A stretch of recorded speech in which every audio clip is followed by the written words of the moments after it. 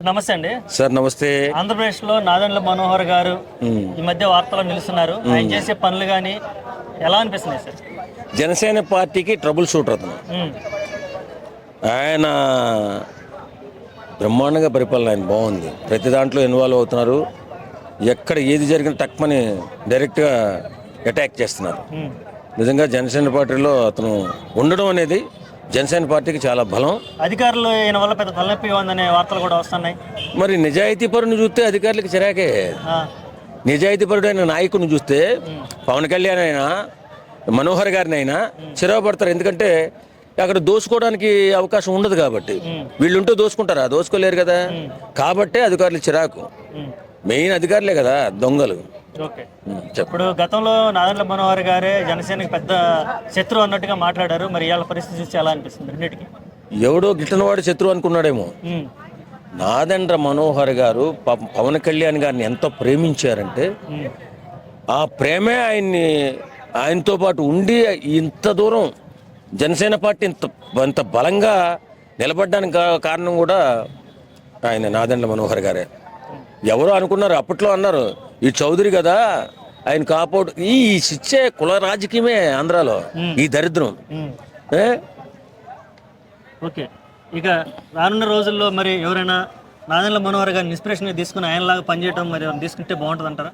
ఖచ్చితంగా జనసేన పార్టీలో నాదెండ్ల మనోహర్ గారిని అనుకరించే వాళ్ళు చాలా మంది ఉంటారు. ఖచ్చితంగా ఆయన నిజాయితీపరుడు అండి. నాదెండ్ల మనోహర్ గారి గురించి ఏం మాట్లాడతాం మనం? ఆయన స్పీకర్ చేశారు. ఎవరిని ఇన్ఫ్లుయెన్స్ చేసే పని ఏమి ఉండదు ఆయనకి. ఆయన పని చేయాలా, జనసేన పార్టీని బలంగా నిలబెట్టాలన్న ఆలోచనలో ఉన్నారు ఆయన. అంతే తప్ప జనసేన పార్టీకి ఆయన ఏం చేశాడండి, తక్కువ ఏం చేశాడండి. పక్కన ఉండడం నాకు చాలా మంది నచ్చని వాళ్ళు మాట్లాడే మాటలే. అంతే తప్ప ఆయనకి మంచి ట్రబుల్ షూటర్ అతను. నేను చెప్తున్నాను, ఇవాళ జనసేన పార్టీ అధికారంలోకి, ఈ కూటమి పార్టీ అధికారంలోకి ఉందంటే ఆయనే క్రియాశీలక పాత్ర పోషించింది.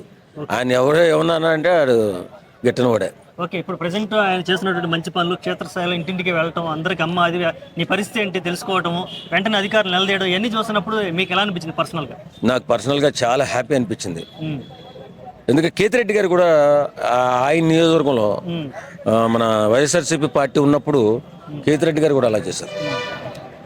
అంటే అది సంస్థాగతంగా వాళ్ళకు ఉన్నటువంటి చెడ్డ పేరు వల్ల ఆయన ఓడిపోయారు తప్ప ఆ పార్టీకి ఉన్న చెడ్డ పేరు వల్ల.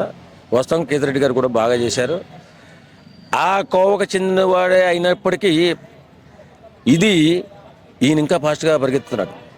ఎక్కడ సమస్య ఉంటే అక్కడ వాలిపోతున్నాడు. వెళ్ళి వాలిపోయి అది క్లియర్ అయిన దాకా వదలట్లా. కారణం ఏంటి? మనం ఏం చెప్పొచ్చామో అదే చేయాలనే ఉద్దేశం ఉంది ఆయనకి. అంతే తప్ప దోసుకోవాలా దాచుకోవాలన్న ఆలోచన లేని వ్యక్తులు ఇలాంటి వాళ్ళు పవన్ కళ్యాణ్ కానీ నాదెండ్ల మనోహర్ గారు కానీ.